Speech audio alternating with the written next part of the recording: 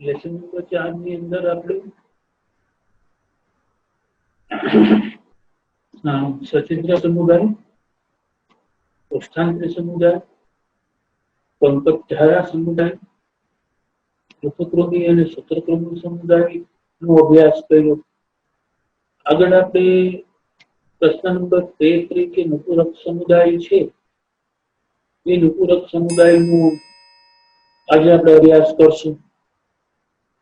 એ ખારા પાણીમાં કે મીઠા પાણીમાં જોવા મળે અથવા એ સ્થળ જ છે એ સ્થળ જ હોય એટલે કે જમીન ઉપર એ રહેતા હોય. આ પ્રાણીઓ મુક્ત જીવી હોય કે પરોપજીવી હોય. આ સમુદાયનું જળો નામનું જે પ્રાણી છે એ બાહ્ય પરોપજીવી છે. એ તળાવની અંદર પાણીની અંદર હોય. ખાસ કરીને ભેંસ જ્યારે તળાવના પાણીની અંદર પડે ત્યારે એને ચોંટી જાય અને એના રુધિરનું શોષણ કરી અને પોતાનો ખોરાક છે એ પોતાનો ખોરાક મેળવી તો આ સમુદાયની અંદર બાહ્ય પરોપજીવી તરીકે જળો છે એ જોવા મળે. એની પાર્શ્વીય સમમિતિ ધરાવી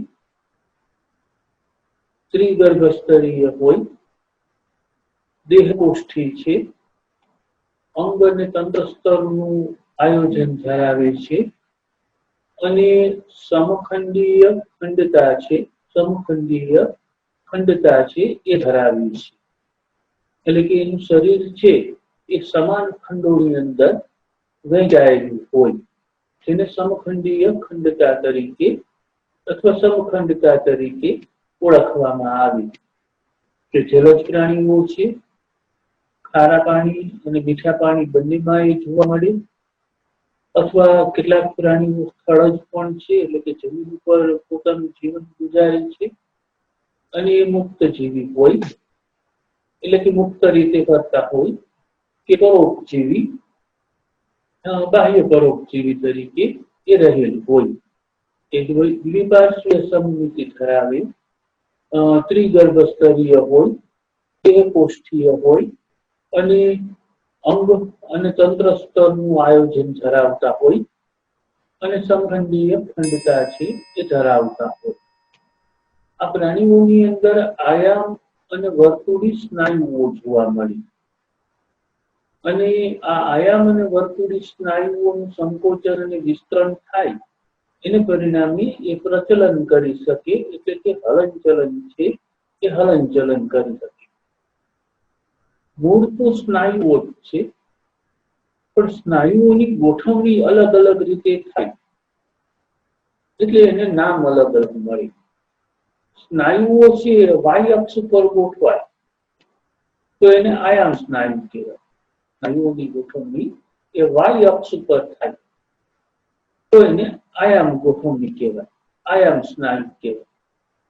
અને સ્નાયુઓની ગોઠવણી એક્સ અક્ષ ઉપર થાય, સ્નાયુઓની ગોઠવણી એક્સ અક્ષ ઉપર થાય તો એને વર્તુળી સ્નાયુ તરીકે ઓળખવામાં આવે. તો અહીંયા સ્નાયુઓ છે એ વાય અક્ષ ઉપર ગોઠવાયેલા છે અને એક્સ અક્ષ ઉપર ગોઠવાયેલા છે એટલે એને આયામ અને વર્તુળી સ્નાયુ તરીકે ઓળખવામાં આવે જે હલનચલનની અંદર કે પ્રચલનની અંદર ઉપયોગી થાય. આ સમુદાયનું એક પ્રાણી છે રેટિક્યુલો. એ રેટિક્યુલો એ ઉપાંગ ધરાવે કે રેતીની અંદર અને પાણીની અંદર રહી રેતીમાં દર બનાવી અને પાણીમાં પોતાના ખોરાક માટે જાય. એની અંદર ઉપાંગો જોવા મળે એટલે સુવિકસિત ઉપાંગો નથી હોતા પણ ઉપાંગ જેવી રચના જોવા મળી જેને અભિચરણ પાત તરીકે ઓળખવામાં આવી જેને પાણીની અંદર તરવામાં મદદરૂપ થાય. બંધ પ્રકારનું રુધિરાભિસરણ તંત્ર જોવા મળે, બંધ પ્રકારનું પરિવહન તંત્ર છે એ જોવા મળે કે બંધ પ્રકારનું રુધિરાભિસરણ તંત્ર જોવા મળે એટલે કે શરીરની અંદર રુધિરનું વહન છે નલિકાઓમાં છે, શિરાઓની અંદર અને ધમનીઓની અંદર રુધિર છે વહેતું હોય, એટલે બંધ પ્રકારનું રુધિરાભિસરણ તંત્ર જોવા મળી અને શ્વસન રંજક તરીકે હિમોગ્લોબિન છે એ હિમોગ્લોબિન રહેલું હોય. રુધિરની અંદર બે ઘટક રહેલા છે, એક રુધિર રસ છે અને બીજા રુધિર કણ છે. રુધિર કણ તરીકે રક્ત કણ આવે, શ્વેત કણ આવે, ત્રાક કણ આવે, પણ રુધિરની અંદર રહેલું જે પ્રવાહી છે એને રુધિર રસ તરીકે ઓળખવામાં આવે. ઉચ્ચ કક્ષાના પ્રાણીઓમાં પણ શ્વસન રંજક તરીકે હિમોગ્લોબિન હોય, પણ એ હિમોગ્લોબિન છે એ રુધિર કણની અંદર રહેલું, સ્પેશિયલી એ રક્તકણ છે રક્તકણની અંદર રહેલું હોય. અહીંયા તમે યાદ રાખજો કે શ્વસન રંજક હિમોગ્લોબિન છે, પણ એ રુધિર રસની અંદર રહેલું છે, કે રુધિર રસમાં હિમોગ્લોબિન નામનું શ્વસન રંજક જોવા મળી, જે ઓક્સિજન અને કાર્બન ડાયોક્સાઇડની આપ-લેમાં ઓક્સિજન અને કાર્બન ડાયોક્સાઇડની આપ-લે હિમોગ્લોબિનને કારણે શક્ય બની. હિમોગ્લોબિન ઓક્સિજન અને કાર્બન ડાયોક્સાઇડના વહનમાં મદદરૂપ છે, એ મદદરૂપ થાય. ઉત્સર્જન માટે નકામા અને હાનિકારક પદાર્થોના નિકાલ માટે ઉત્સર્ગિકાઓ રહેલી હોય. અસંખ્ય ઉત્સર્ગિકાઓ છે એ જોવા મળી, જે આશ્રુતિ નિયમનનું પણ કાર્ય કરી. એનું ચેતાતંત્ર છે એ એક જોડી ચેતાકંદ ધરાવે. ચેતાતંત્ર છે એ એક જોડી ચેતાકંદ ધરાવે. પેલા કોષ હોય, પછી એ કોષો ભેગા મળી અને કોષોનો સમૂહ બનાવે, કોષની એક ગાંઠ બનાવે. એ જે ચેતાકોષોની જે ગાંઠ બને, એ ચેતાકોષોની જે ગાંઠ છે એને ચેતાકંદ તરીકે ઓળખવામાં આવે. એટલે કે ચેતાકોષોનો સમૂહ છે એ જોવા મળી. એટલે એક જોડી ચેતાકંદ છે એ ચેતાકંદ ધરાવે, એનું ચેતાતંત્ર છે એ એક જોડી ચેતાકંદ ધરાવે. રેટિક્યુલો નામનું જે પ્રાણી છે એ એક લિંગી પ્રાણી છે. એટલે નર અને માદા બે અલગ અલગ જાતિ એની અંદર હોય, પણ અળસિયું અને જોડો જે છે એ ઉભયલિંગી હોય. અળસિયું અને જોડો એ ઉભયલિંગી હોય. ઉદાહરણમાં રેટિક્યુલો, અળસિયું અને જોડો. આપણે શરૂઆતમાં વાત કરી એને લોહી ચૂસવાનું કાર્ય કરે. જ્યારે મેડિકલ ક્ષેત્રનો એટલો વિકાસ નહોતો થયો એ સમયે આ જડાનો ઉપયોગ થતો. ઘણા લોકોને ગુમડા થાય અને ગુમડા પાકી અને મોટા થઈ જાય. આજે તો એની સર્જરી થાય છે, પણ પહેલાના સમયમાં સર્જરી નહોતી.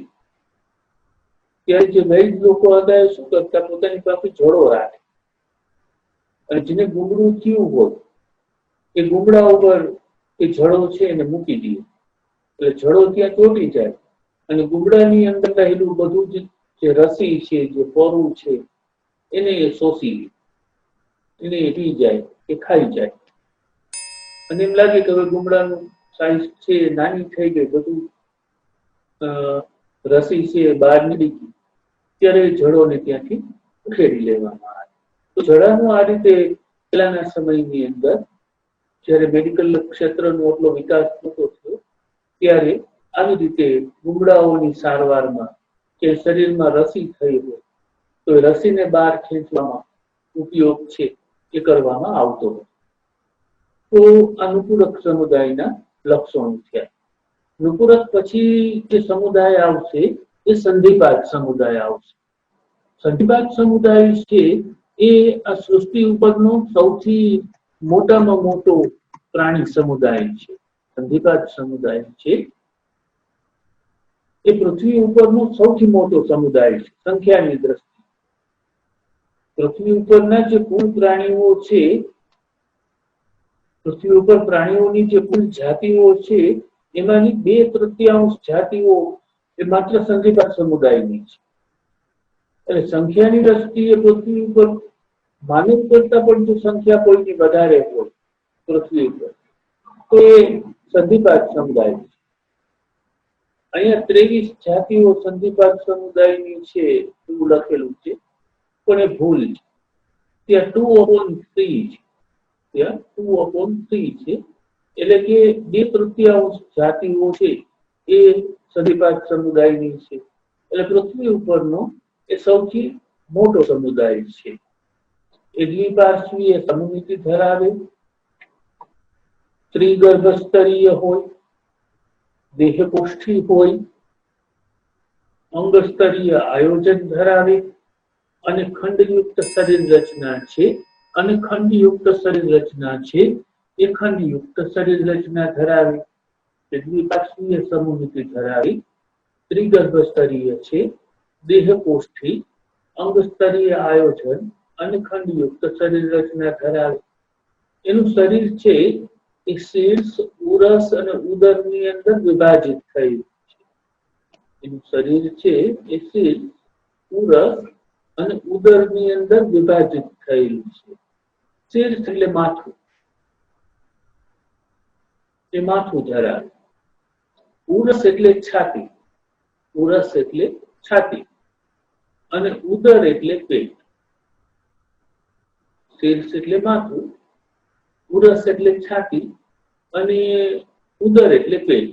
એટલે કે શીર્ષ, ઉરસ અને ઉદર એવા 3 ભાગની અંદર એનું શરીર છે એ વિભાજિત થયેલું હોય.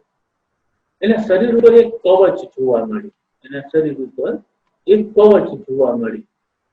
એ કવચ છે એ કાઇટિન બનેલું હોય. કાઇટિન નામના દ્રવ્યથી મજબૂત કવચ છે એ બનેલું હોય, જે એના શરીરના અંદરના અંગોનું એ રક્ષણ કરે.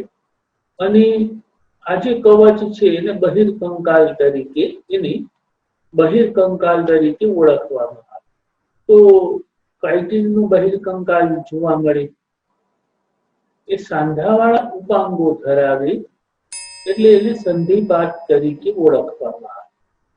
સંધિ એટલે સાંધો અને પાદ એટલે પગ, કે એના પગ છે એ સાંધાવાળા હોય. તમે વંદો જુઓ તો વંદાની અંદર એના પગમાં એક આમ ભાગ હોય, પછી બીજો એક આમ ભાગ હોય, પછી ત્રીજો એક આમ ભાગ હોય. તો અહીંયા સાંધો આવ્યો, અહીંયા સાંધો આવ્યો, અહીંયા સાંધો આવ્યો, અહીંયા એક પગમાં 4 સાંધા આવ્યા. એટલે સાંધાવાળા ઉપાંગો ધરાવે, એટલે એને સંધિપાત તરીકે ઓળખવામાં આવે. એની અંદર ખુલ્લા પ્રકારનું રુધિરાભિસરણ તંત્ર છે. એ ખુલ્લા પ્રકારનું રુધિરાભિસરણ તંત્ર જોવા મળે. એટલે જે દેહકોષ્ઠ છે, શરીરનું પોલાણ છે, એની અંદર રુધિર ભરાયેલું રહેતું. શરીરમાં રુધિરનું વહન કરવા માટે થઈ અને નલિકાઓ ન હોય, નલિકાઓનો અભાવ હોય, અને નલિકાઓનો અભાવ હોય અને શરીર ગુહા એ રુધિર ગુહા તરીકે વર્તે, એટલે એને ખુલ્લા પ્રકારનું રુધિરાભિસરણ તંત્ર તરીકે ઓળખવામાં આવે. એ જ્યારે પાણીમાં હોય ત્યારે ઝાલરો દ્વારા અને ઝાલર પોથી દ્વારા શ્વસન દર્શાવે. પોથી એટલે બુક, ચોપડી. તો ચોપડીના જેમ પાનાઓ રહેલા હોય એમ ઝાલરો ગોઠવાયેલી હોય, એટલે એને ઝાલર પોથી તરીકે ઓળખવામાં આવે. અને જે પ્રાણીઓ જમીન ઉપર રહે છે એની અંદર ફેફસા પોથી અને શ્વસન નલિકા છે, એ શ્વસન નલિકા રહેલી હોય. સંવેદન અંગો તરીકે સ્પર્શકો હોય, આંખ હોય, અને બેલેન્સ જાળવવા માટે થઈ અને એક સ્થિત કોષ્ઠ નામનું અંગ રહેલું હોય. તો વંદાને જુઓ તો વંદાને આગળ 2 વાળ હોય, વાળ જેવી રચના હોય ને સતત આમ હલન ચલન છે એ ચારે દિશામાં કરતું. તો એ જે વાળ જેવી રચના છે એ સ્પર્શક છે. એ સ્પર્શકની મદદથી એની આસપાસના વાતાવરણની અંદર શું બની રહ્યું, શું થાય છે, શું ફેરફારો થાય છે, એની માહિતી એ મેળવે. એટલે કે સંવેદન અંગ છે. એની અંદર આંખ છે, એ આંખ જોવા મળી. તો સંવેદન અંગ તરીકે સ્પર્શકો, આંખ અને સ્થિત કોષ્ઠ નામનું સંતુલન જાળવવા માટેનું એક અંગ રહેલું છે. નકામા અને હાનિકારક પદાર્થોનો નિકાલ કરવા માટે થઈ એટલે કે ઉત્સર્જન અંગ તરીકે થઈ અને માલ્પીજિયન નલિકાઓ રહેલી છે. વિશિષ્ટ પ્રકારની નલિકાઓ છે જેને માલ્પીજિયન નલિકા તરીકે ઓળખવામાં આવે. એ માલ્પીજિયન નલિકાઓ દ્વારા એ રુધિરમાંથી ઉત્સર્ગ દ્રવ્યોને શોષી અને અપાચિત ખોરાકની અંદર પાચન માર્ગમાં ઠાલવી દે અને અપાચિત ખોરાક દ્વારા એ ઉત્સર્ગ દ્રવ્યો છે એ શરીરની બહાર નીકળી જાય. એકલિંગી પ્રાણીઓ છે, અંતઃફલન દર્શાવે અને અંડપ્રસવી પ્રાણીઓ છે. નર અને માદા એમ અલગ અલગ પ્રાણી જોવા મળે. નર પ્રાણી અલગ હોય, માદા પ્રાણી અલગ, એટલે એકલિંગી. અંતઃફલન દર્શાવે શુક્રકોષ અને અંડકોષના મિલનની ઘટનાને ફલન કહેવાય. અને આ ફલનની ઘટના જો માદા શરીરની અંદર થતી હોય તો એને અંતઃફલન કહેવાય. તો અંતઃફલન દર્શાવે.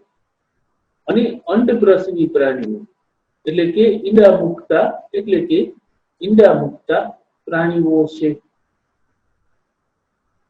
ગર્ભ વિકાસ સીધો જોવા મળે, એટલે ઈંડા મૂકે તો સીધો ગર્ભ વિકાસ થાય. ઈંડામાંથી માતા પિતા જેવા બચ્ચાઓ છે બહાર આવે. અથવા પરોક્ષ ગર્ભ વિકાસ જોવા મળે. ઈંડામાંથી બહાર આવતી રચના માતા પિતા કરતા અલગ દેખાવ ધરાવે, અલગ સ્વરૂપ ધરાવે. એ માતા પિતા જેવો દેખાવ અને સ્વરૂપ પ્રાપ્ત કરવા માટે થઈ અને કેટલાય તબક્કાઓમાંથી પસાર થાય અને છેલ્લે માતા પિતા જેવું સ્વરૂપ છે એ પ્રાપ્ત કરે એને પરોક્ષ વિકાસ તરીકે ઓળખવામાં આવે. કેટલાક આપણા માટે આર્થિક અગત્યતા ધરાવે છે, કેટલાક આપણા માટે નુકસાનકારક છે, રોગનો ફેલાવો પણ કરે છે. મધમાખી છે, રેશમના કીડા છે, લાખ આપતા કીટકો છે, એ બધા આપણા માટે આર્થિક અગત્યતા ધરાવે છે. એનોફિલિસ મચ્છર છે, ક્યુલેક્સ મચ્છર છે, એડિસ મચ્છર છે, ઇજિપ્તની જાતિના મચ્છરો છે. એ બધા જુદા જુદા રોગનું વહન કરે છે. તીડનો સમાવેશ પણ આ સમુદાયની અંદર થાય તો તીડ પણ પાકને નુકસાન કરે છે.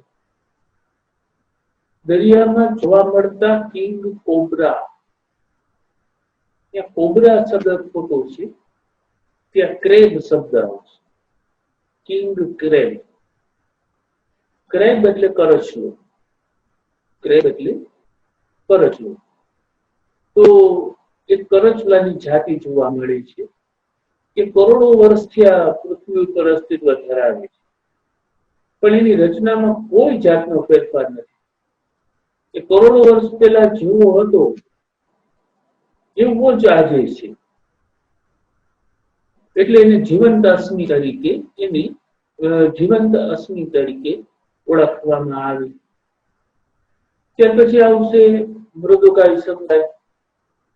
તો મૃદુકાય મૃદુ શબ્દ છે. મૃદુ એટલે પોચું. ઇંગ્લિશમાં જેને આપણે સોફ્ટ કહીએ, આ પ્રાણીઓના શરીર છે એકદમ સોફ્ટ, એકદમ મૃદુ, એકદમ કોમળ હોય. એટલે કાયા એટલે શરીર. તો કાયામાંથી કાય શબ્દ લીધો કે એના શરીર એકદમ કોમળ હોય, મૃદુ હોય, સોફ્ટ હોય. એટલે આ પ્રાણીઓને મૃદુકાય તરીકે ઓળખવામાં આવે. એનું શરીર મૃદુ હોવાથી, સોફ્ટ હોવાથી એ મૃદુકાય તરીકે ઓળખાય છે. સંધિપાત પછીનો બીજા નંબરનો આ મોટો સમુદાય છે. સંધિપાત પછીનો બીજા નંબરનો એ મોટો સમુદાય છે. દ્વિપાર્શ્વીય સમમિતિ ધરાવે,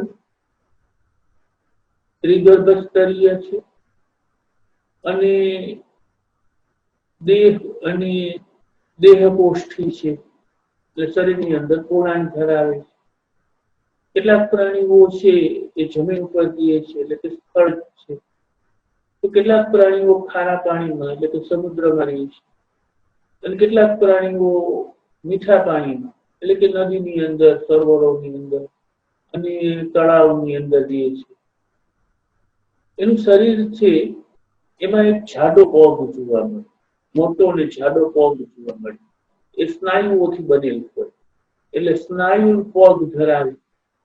અને એના શરીર ઉપર ખૂંદ છે, ઊંટના શરીર ઉપર કેવી ખૂંદ હોય, ગોળાકાર ભાગ, બાકીની શરીરની સપાટી ઉપર એક ગોળાકાર ભાગ રહેલો હોય, અર્ધગોળ ભાગ છે એ રહેલો હોય.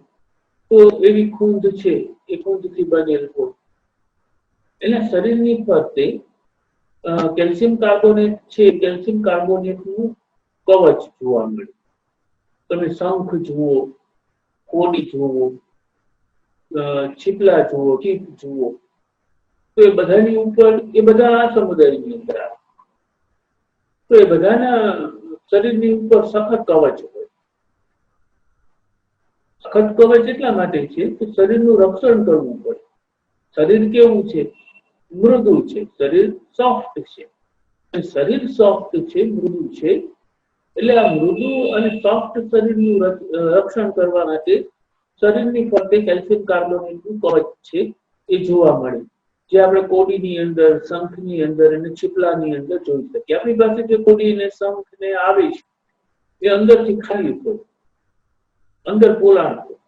એમ બતાવે છે કે એક સમયે આની અંદર પ્રાણી રહેતું, પ્રાણી મૃત્યુ પામ્યું, પ્રાણી શરીરનું વિઘટન થયું, એટલે શંખ, કોડી, છીપલા એ હલકા થઈ ગયા, હળવા થઈ ગયા. એટલે સમુદ્રની ભરતીની સાથે સાથે એ સમુદ્રની બહાર છે, સમુદ્ર કિનારે છે, એ ફેંકાઈ જાય. કુંજની ફરતે ત્વચાનું એ કોમળ અને વાદળી આવરણ રહેલું હોય. ત્વચાની ફરતે કોમળ અને વાદળી આવરણ રહેલું હોય. એટલે શરીરનું આવરણ તો હોય, શરીરના આવરણની ઉપર પાછું બીજું નવું આવરણ છે એ આવે. એ જે નવું આવરણ આવ્યું એને પ્રાવર કહેવાય. નવું આવરણ જે આવ્યું એને પ્રાવર કહેવાય. એટલે પ્રાવર અને શરીરની વચ્ચે પાછું એક પોલાણ ઊભું થાય. ઉપરનું આવરણ એટલે પ્રાવર અને આ શરીરની દિવાલ. તો પ્રાવર અને શરીરની દિવાલની વચ્ચે પોલાણ ઊભું થયું. આજે પોલાણ ઊભું થયું એને પ્રાવર ગુહા તરીકે લખવામાં આવે. અહીં શ્વસન અને ઉત્સર્જનનું કાર્ય કરતી પીંછા જેવી ઝાલરો જોવા મળે, જે પાણીમાં ઓગળેલો ઓક્સિજન છે એને ગ્રહણ કરે અને રુધિરના કાર્બન ડાયોક્સાઇડને ફરી પાછું પાણીની અંદર એ મુક્ત કરે.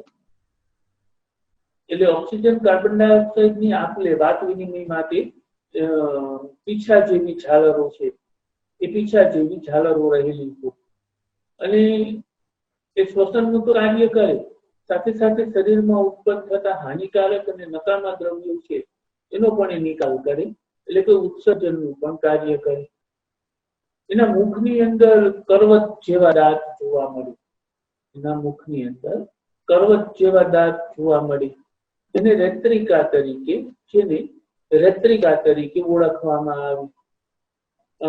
દ્વિલિંગી પ્રાણીઓ છે, પરોક્ષ વિકાસ દર્શાવે છે, અને ઈંડા મૂકતા પ્રાણીઓ છે, એટલે કે અંડપ્રસવી પ્રાણીઓ છે. મોતીની છીપ, પાયલા, સેપિયા, ઓક્ટોપસ, દંત કવચ, અષ્ટ કવચ, કોડી, શંખ એ બધા આ સમુદાય મૃદુકાય સમુદાયના પ્રાણીઓના ઉદાહરણ છે.